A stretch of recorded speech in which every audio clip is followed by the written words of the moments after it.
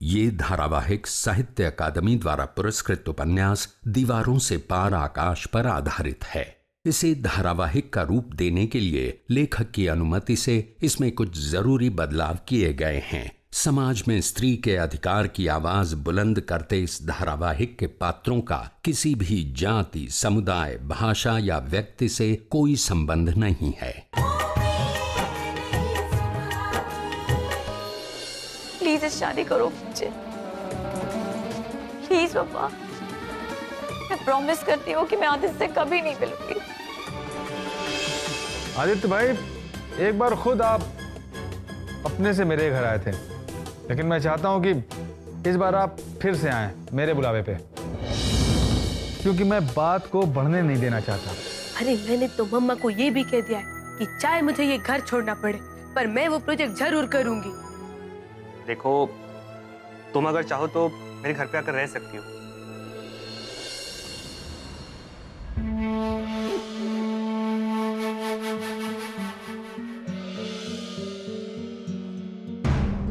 ये क्या कर रहे हो तुम? गेम खेल रहे हो? वो क्या है ना, घर जाने का टाइम है तो इसलिए थोड़ा दिल लगाकर काम करो, ऑफिस में तो काबिल बनोगे। क्या इस तरह काम सीखोगे? इस तरह की तरक्की मिलेगी तुम्हें? मैंने कहा ना, घर जाने का टाइम हो रहा था तो इसलिए थोड़ा। ऑफिस में भी मैंने दो तरह के लोगों को देखा है। एक वो है जिनकी नजर हमेशा काम पर रहती है कि काम कैसे पूरा हो, उन्हें काम से प्यार होता है। और दूसरे लोग जिनकी नजर हमेशा घड़ी पर रहती है, जो घर जाने की जल्दबाजी में ऑफिस में आते हैं, लेकिन उन्हें कभी तरक्की नहीं मिलती है। काम पर दिल लगाओ तो काम तुम्हें बरकत देगा। लेकिन आजकल मैं देख रहा हूं कि तुम्हारी नजर घड़ी पर लगी रहती है। आप तो बस सुनाने ही लगे, थोड़ी देर बैठ के गया, ना जाने क्या क्या बोल रहे हैं आप। मैं अपने लिए नहीं बोल रहा हूं, तुम्हारे लिए बोल रहा हूं। मैं चाहता हूं कि तुम काम सीखो। अगर दिल से काम करोगे तो जल्दी सीखोगे।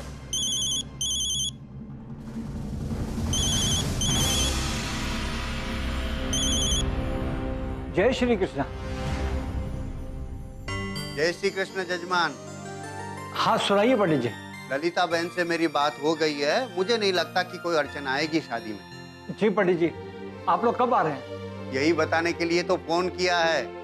काले आ जाइए तो क्यों रेश है? ठीक है पंडित जी, मैं तो सिर्फ आपसे सुनना चाहता हूँ कि आप लोग कब आ रहे हैं। आप अपनी सहूलियत के हिसाब से देख लीजिए कि आप कब आ रहे हैं, कितने बजे आ रहे हैं। और पंडित जी, हम आपके स्वागत के लिए तैयार हैं।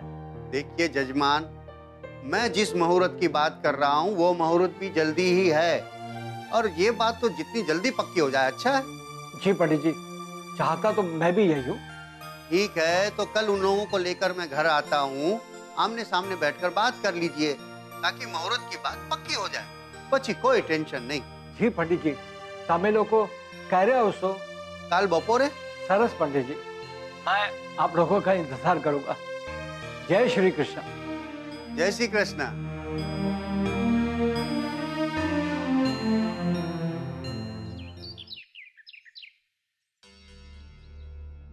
वो आपका छोटा भाई जरूर है, लेकिन एक दिन आपके लिए बहुत बड़ी बदनामी का कारण बनने वाला है। ये आप क्या कह रहे हैं? कुछ भी हो जाए, मैं उस आदित्य को माफ नहीं कर सकता। आज का अपमान भी मैं सिर्फ और सिर्फ आपकी वजह से बर्दाश्त कर गया, नहीं तो मैं उसके हाथ काट कर रख देता। ऐसा क्या किया आदित्य ने? उसने मुझ पर हाथ उठाया है भाभी।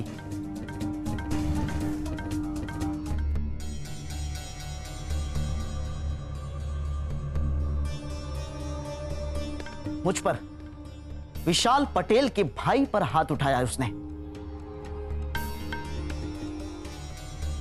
और यह बात भी मैं बर्दाश्त कर गया क्योंकि आप पर आंच ना आए।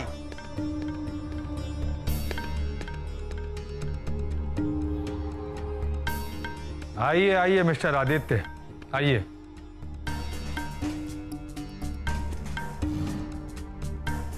रिश्ते के नाम पे आप उससे हाथ मिलाना चाहते हैं, लेकिन इसी हाथ से आपने मेरे भाई को थप्पड़ मारा था। मैं जानना चाहता हूं कि ऐसा कौन सा गुनाह कर दिया था मेरे भाई ने जिसकी वजह से आपने उस पर हाथ छोड़ दिया? हो सकता है आपको मेरी बात बुरी लगी हो, लेकिन अगर मेरी जगह पर आप होते तो आप भी वही करते जो मैंने किया। तो फिर अब ये भी बता दीजिए कि ऐसा कौन सा गुनाह किया था मेरे भाई ने कि आपने उस पर हाथ उठा दिया? देखिए, मैं उस बात को छेड़ना नहीं चाहता। लेकिन मैं छेड़ना चाहता हूं।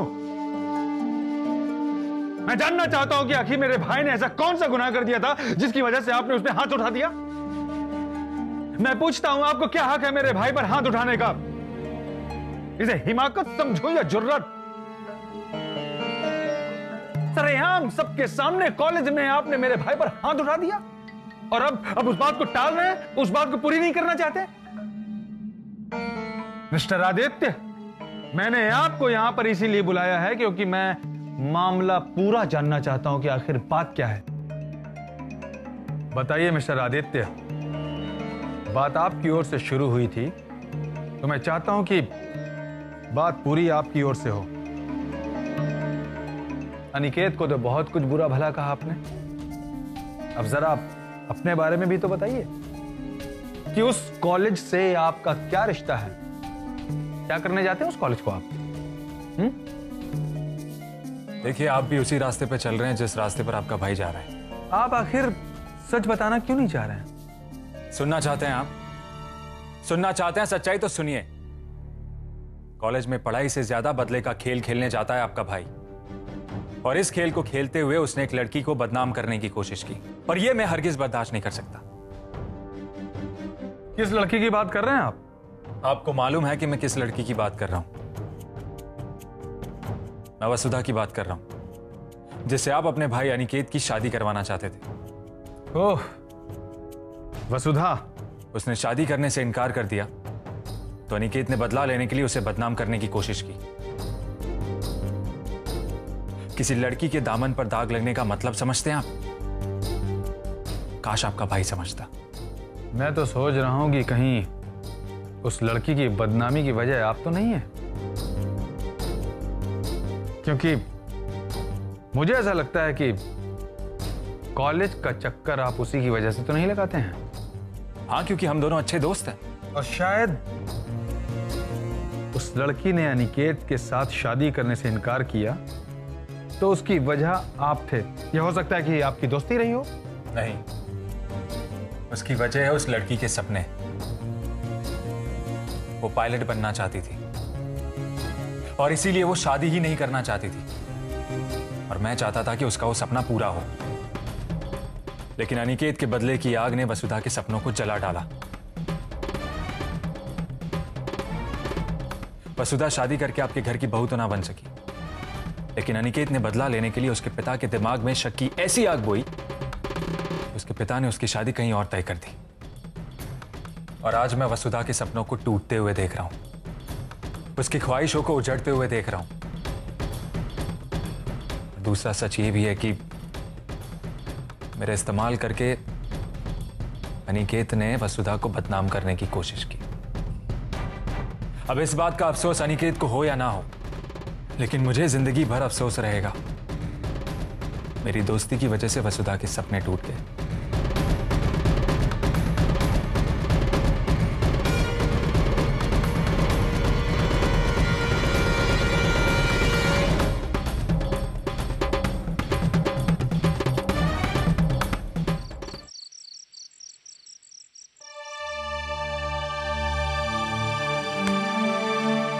कब से मैं इतनी मेहनत कर रही हूँ और जोर जोर से घूर रहे। बोल बोल। हाँ, सोनल की इतनी चिंता हो रही है मेरे को। अरे मोटी बहन कल ही जाके शादी की तारीख पक्की करने वाली है। ए, जाने देना मंजू, शादी हो जावे तो बात आगे बढ़े। मैं तो चाहता हूँ कि कल शादी हुए तो परसों बात खुल जाए, ताकि मैं उनसे कह सकूं कि जब घर की बहू हवा में उड़ सकती है ना, तो मेरी लड़की एक्टिंग क्यों नहीं कर सकती। तो मेरे चाहने से क्या होने वाला है? कल शादी हो जाए, परसों बात खुल जाए, फटाफट सब हो जाएगा। अरे इतना टाइम किधर है? वो सोनल तो रट लगा कर बैठी कि उसको जो मौका मिला है ना, वो हाथ से नहीं जाने देना चाहती। बात तो सही है, हम भी तो नहीं चाहते कि सोनल के हाथ से ये मौका निकले, है कि नहीं? अरे तो फिर सोनल के लिए कोई रास्ता ढूंढो ना। अरे तू चिंता मत कर, जिंदगी भर मैंने यही किया। मेरे से बड़ा आइडिया बात दुनिया में ढूंढने से भी नहीं मिलेगा, समझी? वही तो मेरे को भी देखना है कि अब मनसुख भाई के मगज में कौन सा आइडिया है। अरे आवी क्यों कितलो थाकेलो आरेलो लागे छे, बहुत काम कराते हैं लगता है इससे। हाँ माँ, पूरा दिन कुत्तों की तरह काम करता हूँ। अरे नहीं नहीं बेटा, अपना नाम जानवरों में क्यों निकाला? हम कुत्ते थोड़ी ना। अरे कुत्ते ऑफिस जाकर काम थोड़ी ना क्या करते हैं। मजाक मत उड़ाइए पप्पा, आपको पता है ऑफिस में कितना काम करना पड़ता है। कभी आधा घंटा मोबाइल पर बैठकर गेम तक नहीं खेल सकता। अरे बेटा, तुमने तो कहा था ना कि काम कोई इतना अघरा नहीं है। हाँ मम्मी, कहा था। उस वक्त तो यही लग रहा था कि काम मुश्किल नहीं है, आराम का काम है। अब तो आराम हराम होने लगा, काम बढ़ता ही जा रहा है। अरे अभी अगर तूने काम छोड़ा ना तो व्योमेश भी इसको गलत ठहराएगा, है कि नहीं? काम नहीं करना था तो पहले ही मना कर देना चाहिए था। पता नहीं कैसे फंस गया मैं। देख बेटा, व्योमेश की शादी जिस लड़की के साथ होने वाली है ना, उसके पिता भी उसी ऑफिस में काम करते हैं। बस उनको मिला के रख, मुट्ठी में रख। अरे उन्हीं से तो परेशान हूं। जरा 10 मिनट के लिए बैठा क्या देख लेते हैं तो प्रवचन शुरू कर देते हैं। ये लेक्चर वो लेक्चर। पता है, आज ऑफिस से लौटने का टाइम हो रहा था तो मैं 10 मिनट के लिए बैठ के वहां मोबाइल पर गेम का खेलने बैठ गया तो लगे सुनाने, घड़ी मत देखो, काम में दिल लगाओ। बुढ़े ने परेशान कर दिया है। ले कर बात, हमारी बिल्ली हमेशा म्याऊं। अरे उसकी बेटी हमारे घर की बहू बनने वाली है और हमारे बेटे को आंखें दिखा रहा है बुड्ढा। अरे वो आंखें नहीं दिखाएंगे, मुंह से चाहे कुछ भी कह ले, करने वाले कुछ भी नहीं है। अरे उनको भी पता है कि तू विमोचनो भाई छे। उस ऑफिस में तेरी नौकरी को कोई खतरा नहीं, ये जान ले। जो भी आए जी में करो, मोबाइल पे फुटबॉल खेलो, क्रिकेट खेलो, कबड्डी भी खेल सकते हो, वो तुम्हारा कुछ नहीं बिगाड़ेगा।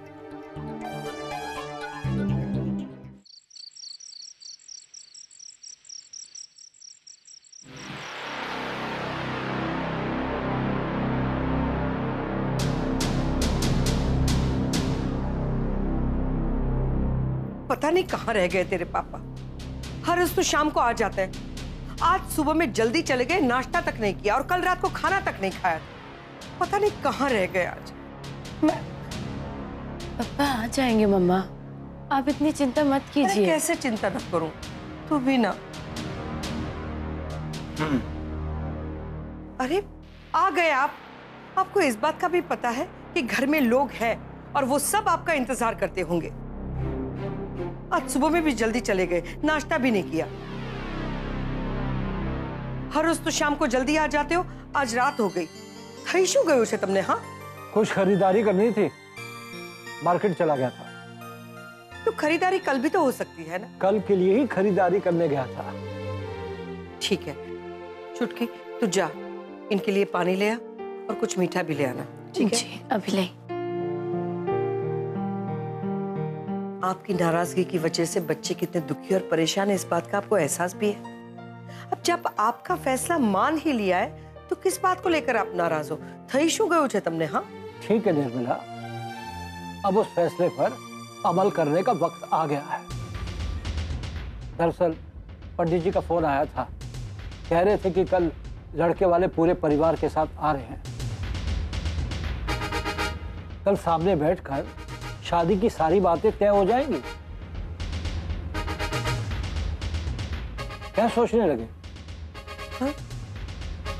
जी कुछ नहीं, ठीक है। पानी पीजिए। दोपहर का खाना खाया था या नहीं? हाँ खाया था।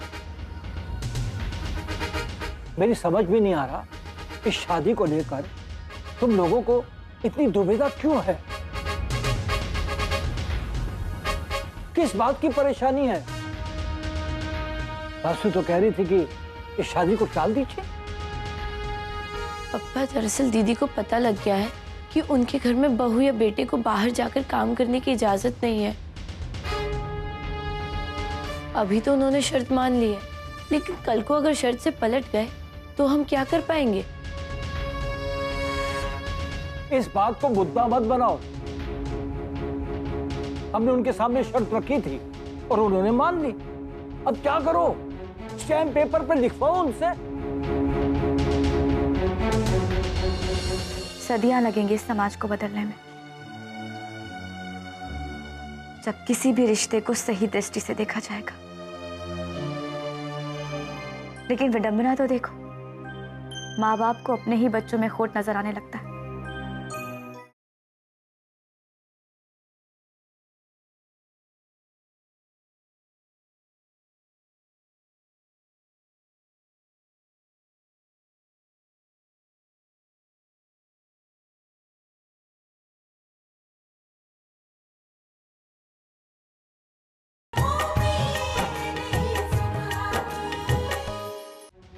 नहीं जी, चुटकी का ये मतलब नहीं था। जो कुछ भी है, कल लड़के वाले आ रहे हैं, सामने बैठकर सारी बातें हो जाएंगी कि शादी किस तरह होगी, कैसे होगी। सब कुछ फाइनल हो जाएगा और तारीख भी।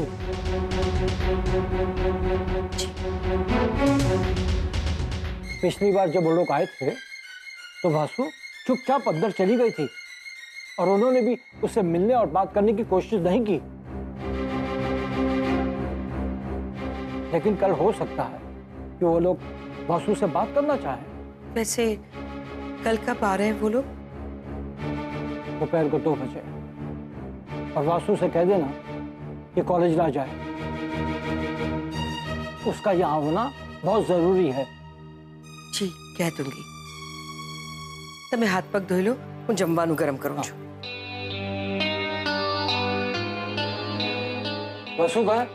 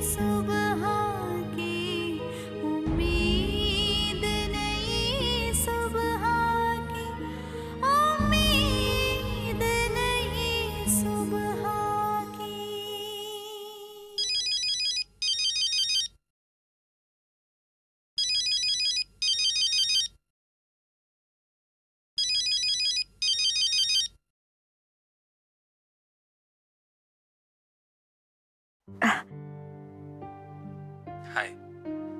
जय श्री कृष्ण आदित्य, केम छे? हूँ तो मजा में, पर मैं ये नहीं पूछूंगा कि तुम कैसी हो। तुम्हारी खुशी में डूबी हुई आवाज में बहुत अच्छे से पहचान सकता हूँ। मैं अच्छी तरह समझ रहा हूँ वसुधा कि तुम खुद को खुश दिखाने की कोशिश कर रही हो, लेकिन दिखावा तो आखिर दिखावा ही होता है। आदित्य, तुम क्यों मेरे गम में गमगीन होना चाहते हो? माना कि हम दोनों एक दूसरे के बहुत अच्छे दोस्त हैं, लेकिन ना तो हम एक दूसरे के नसीब बदल सकते और ना ही लिख सकते। ठीक कहे वसुधा, लेकिन एक दूसरे के आंसू तो पोंछ सकते हैं, एक दूसरे के गम तो बांट सकते हैं। लेकिन अब लगता है जैसे ये हक भी छीनने वाला है। सदियां लगेंगी इस समाज को बदलने में, जब किसी भी रिश्ते को सही दृष्टि से देखा जाएगा। अगर दुनिया देखने का नजरिया बदल जाए तो वो सही लगेगा, दुनिया अच्छी लगने लगेगी। लेकिन विडंबना तो देखो, माँ बाप को अपने ही बच्चों में खोट नजर आने लगता है।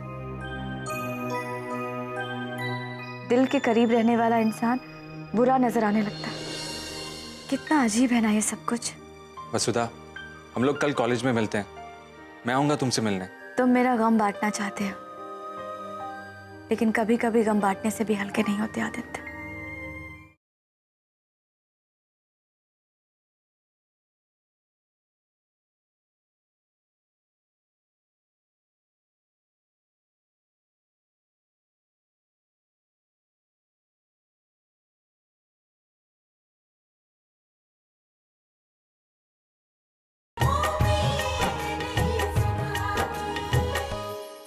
साचू कहूं तो दुनिया वैसी ही नजर आती है जैसी देखने वाले का नजरिया होता है, और इसीलिए सबको दुनिया अलग अलग नजर आती है।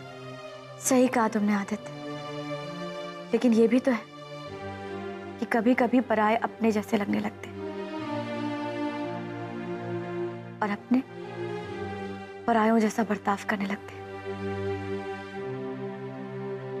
और कभी कभी अच्छाइयां बुराई बन जाती। हर पल दुआ देने वाला दोस्त बद्दुआओं की वजह बन जाता है। आशु कैसे तू वसुधा? मैं तुम्हारी बात का मतलब नहीं समझा, क्योंकि मैं भी तो हर पल हर वक्त तुम्हें दिल से दुआएं देता हूं। तुम्हारी खुशियों के फूल कभी मुरझाए नहीं। पतझड़ का मौसम आ चुका है आदित्य। फूल क्या, पत्तियां तक डाल छोड़ चुकी। कभी कभी दुआएं भी बद्दुआएं बन जाती हैं। किसकी दोस्ती कब दुश्मनी का सबब बन जाएगी, ये समझ पाना और भी मुश्किल है कि किसी का अपनापन, किसी की हमदर्दी और किसी की दोस्ती सबके सामने क्या रंग लाएगी, कोई नहीं जानता। कितना अजीब है ना ये सब कुछ। वसुधा, हम लोग कल कॉलेज में मिलते हैं, मैं आऊंगा तुमसे मिलने। तुम मेरा गम बांटना चाहते हो, लेकिन कभी कभी गम बांटने से भी हल्के नहीं होते आदित्य। खैर ये सब छोड़ो, ठीक है हम कॉलेज में कल मिलते हैं, ठीक है? Good night. जय श्री कृष्ण। जय श्री कृष्ण।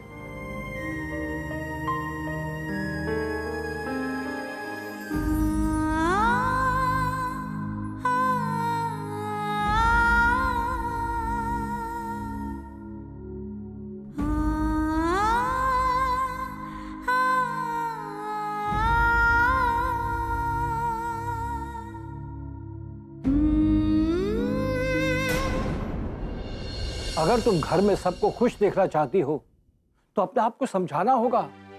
ये उदासी, ये उतरा हुआ चेहरा मैं देखना नहीं चाहता हूं। डर तो इसी बात का है कि पापा मुझे रोते हुए ना देख लें, क्योंकि उन्होंने तो मुझे मुस्कुराते रहने के लिए कहा। वाह, काकीनी बात खोटी न थी। मेरा मतलब है कि आज आपने उनकी एक शर्त मान ली, पता नहीं आगे ऐसी कौन सी शर्त और रखेंगे।